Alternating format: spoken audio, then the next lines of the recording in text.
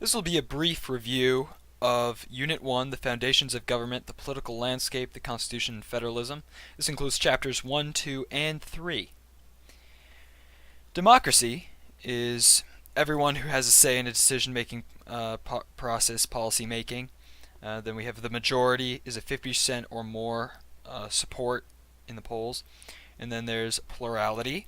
The highest percentage out of the group may not be above 50% though, because that'll be when there's multiple candidates, more than just two, typically. And then there's a direct democracy. Everyone has a say and everyone works together in the policy-making and decision-making process. Then there's an indirect democracy, which is very similar to a republic, where people elect representatives that work together in a policy-making, decision-making process. Elitism or class theory is only the rich and the elites have a true say in the leading/policy-making process. There's also popular sovereignty. This is typically a tricky one. The ultimate authority in society rests with the people. There's also natural rights, rights that everyone has and is born with, equality, freedom. And next, we have consent of the governed, social contract.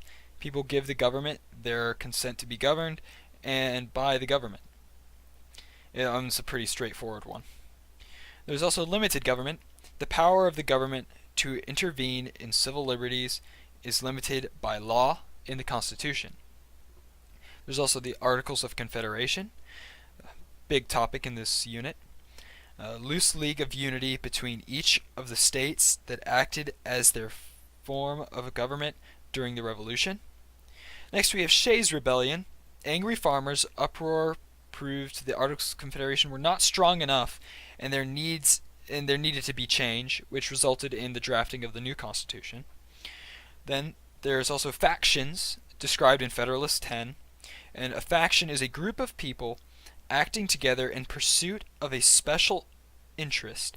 Factions are natural but controllable with a representative democracy, as stated in Federalist 10. There's also the separation of powers and checks and balances, as described in Federalist 51. Each branch of government is staffed separately, each branch has its own independence, and each branch has some degree of oversight over the other. Next, we have purpose of the Federalist Papers, and that was to convince the people/states to accept the new Constitution. You can check out the other video on the Federalists and the Anti-Federalists to get a more in-depth look at that. Next, we have the New Jersey and Virginia plans. I go into those in detail in my other video on the difference between New Jersey and Virginia plans and the Great Compromise. Next, we have the Connecticut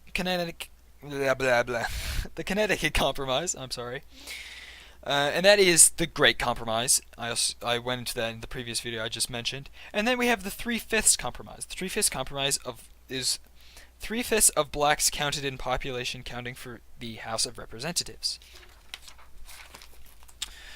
And now we have the habeas corpus. It cannot be placed under arrest if there is unlawful detention or insufficient evidence. Federalists and Anti-Federalists I go into another video, I'll have linked.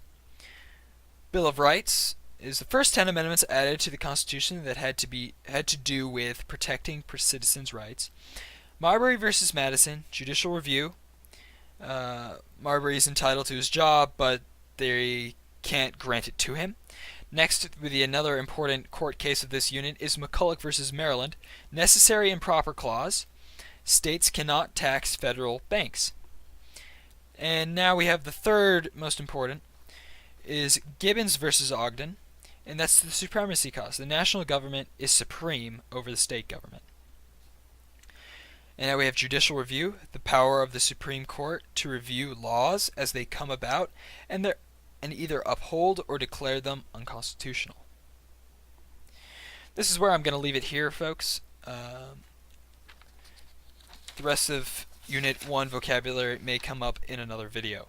Thank you for listening.